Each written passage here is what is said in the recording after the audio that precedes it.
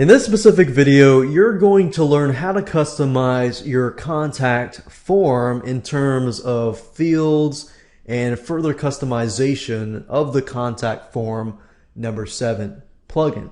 So right now I'm looking at the contact form, the one that we were previously looking at in the previous video, and what I want to do now is simply to show you how to create the form.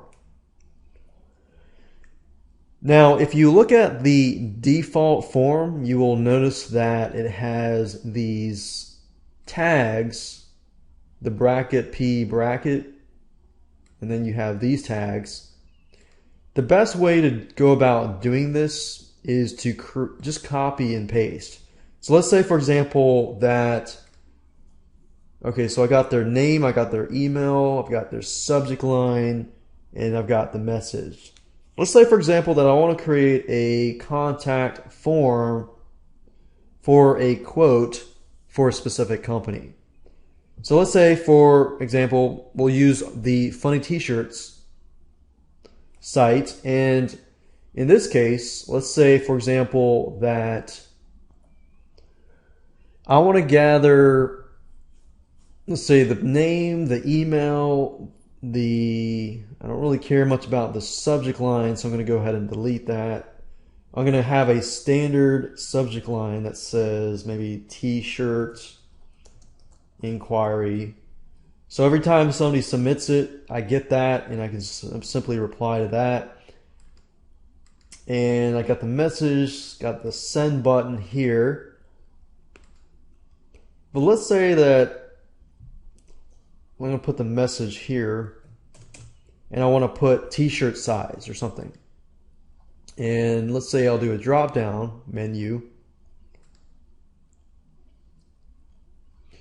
And if you notice here, the cool thing about this is this gives you the ability to, you can check this to be a required field. And if you uncheck it, we don't have to make it required. These are optional. We're not going to focus on these. The choices are basically, it says one choice per line. So let's say, for example, that we have small, medium, and large. Large and extra large. Large. And you got 5 different choices here. And the next thing you need to do, it says copy this code and paste it to the form to the left.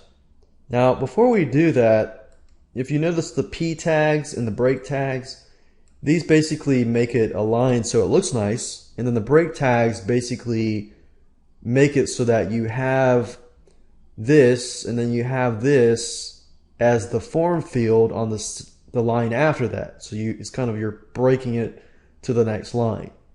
So the easiest way to create new fields is simply to copy what's above. So for example, here we're just going to enter and copy it here, and we're going to call this T-shirt size. This right here is the title, so T-shirt size, and then this right here is simply the code, just like this code here. So what we're going to do is we're going to replace this code with this code. So I'm just going to go ahead and delete this. I'm going to click on this.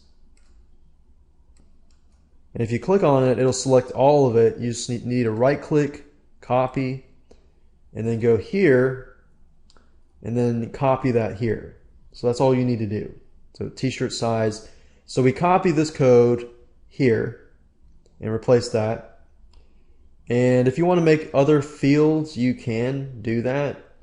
You just need to replicate exactly what I did earlier, which is copy this, paste it, replace the text, and then replace the code with this.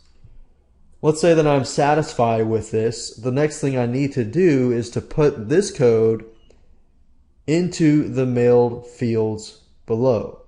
So I need to click on this, right click this, and as you can see, this information, the name and the email, It's going to be here. Name, subject, message body.